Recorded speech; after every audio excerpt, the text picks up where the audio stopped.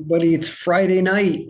Are we out partying? Are we having a good time? We're working with English Premier League Soccer, Microsoft Excel. I'm extremely exhausted and I'm going to be going to sleep after this. But I did sell the English Premier League algorithm and I said I would update it. And so here we are on a Friday night doing that. And I wanted to take some time in this video to talk about the finer details about updating lineups for this because I got to be honest. Sometimes, I get lazy and I just don't do the best that I could do with something. And there's weird problems with roster numbers in here, and it's a mess. And the reason why it's a mess is because it has to do with the injury report. It has to do with people playing, and it has to do with names being right. It's actually a lot of work. And rather than complain about it, I figured I'd record a video, talk about the process so that if you purchase a copy of the English Premier League algorithm, which I don't even think I have for sale anymore, so you're gonna have to contact me directly. But for those who I did sell it to and people who care about soccer, I mean, I just whenever you can build these things and they're awesome, like I don't know when to stop or just how much I can handle. And there's a bunch of games tomorrow, so we're going to talk about how we get this information in here and what to do. So when you have a copy of this file and you want to get it current, there's like 6 or 7 steps to doing this thing. There's the team stats, which you get off of RotoWire. You get that in English Premier League. There's player stats and team stats down here. Okay. When you export those, you're going to copy in the team stats right here. And then you're going to copy in the player stats right here in this huge list. And then when you get all your players in here, you're going to have players that are errors down here. These are people that are not in the list yet. And we're going to add those people to the matrix. So we have a matrix, a master list of players and teams. And in order to get the file to work properly, we need to make sure that all the players that are playing or on the lineup sheet are recorded somehow in the list. So you put in the team stats, you put in the player stats, you update the injury report. You go to RotoWire, you grab the injury report, right? So those are those 3 things that are done now. Then we're going to work on the daily lineups and we're going to work on the matrix for all the names. So the daily lineups is where we are right here, EPL lineups. And you copy this entire piece of information, Control A and Control C. And we'll talk about the master soccer file in a second, but we're just doing English Premier League right here, right now. So this area is where that paste is going to go from that thing that you just copied. And you want to paste as match destination formatting to get the proper formatting here. Then we're going to check, and I noticed something already, which is this doesn't go down far enough. So we've got formulas over here, and these formulas need to go all the way down. This stuff in orange. Now it does. Okay, so this is, if you looking back at what we're looking at as a whole, if you look at this in microfilm version or microfiche, it's what I like to call it, as we kind of see where stuff is, what this data actually looks like and what it's shaped as.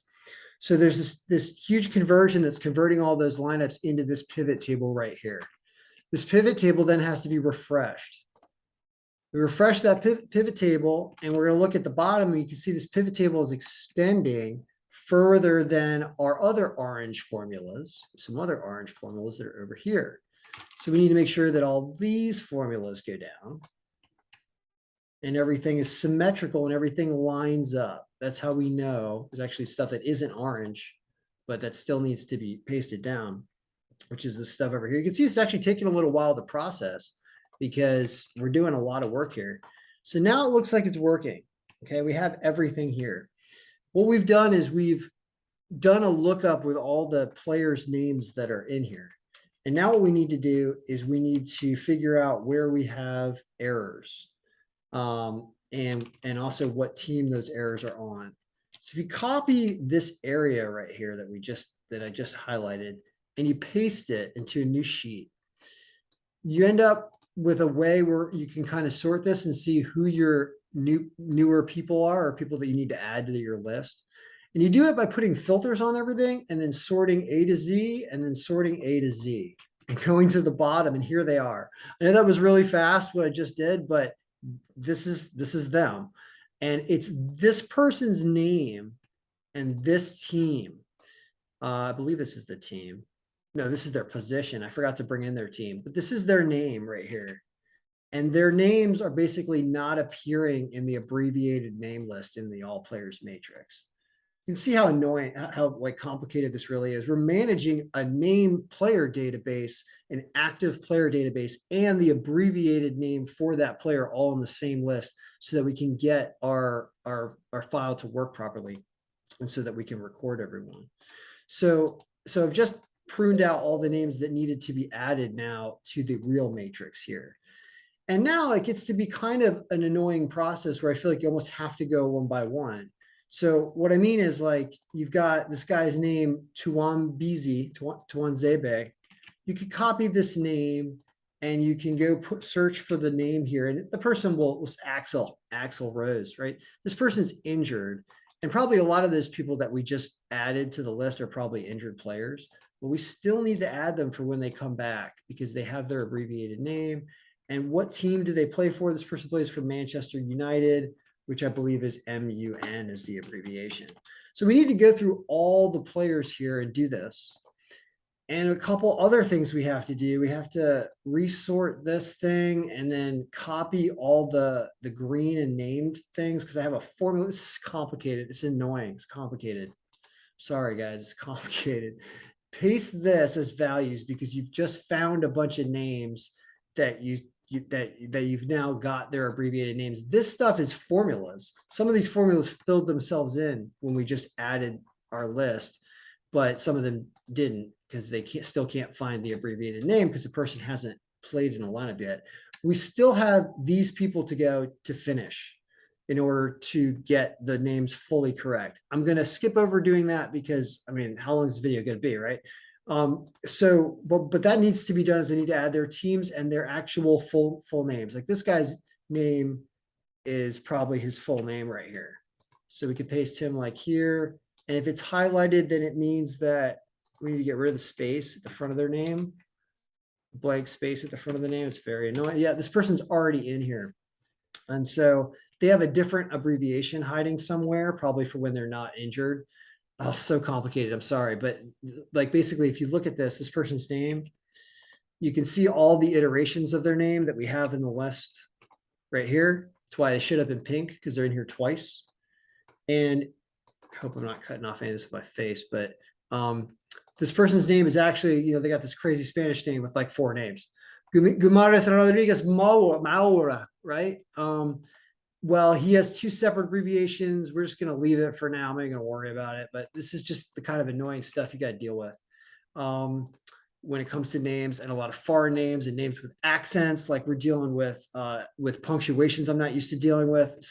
It's been really interesting to do all these different leagues, but let's call this done enough for now.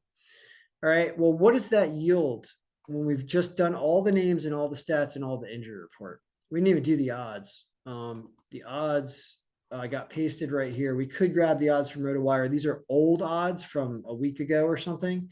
But what I noticed is that we've got problems with rosters. We've got problems with Arsenal's roster, Newcastle United, Fulham. We're short people that are probably injured, but listed as game time decisions. In order to solve that problem, and why I'm admitting that I've been lazy, is I feel like we need to go into the player stats sheet. And now the problem was that if the person is not playing, but their game time decision, what do we do here? What do we do here? We're putting them as a 0 as a game time decision. I feel like we should add them, right? So if the person's healthy or if they're a game time decision. So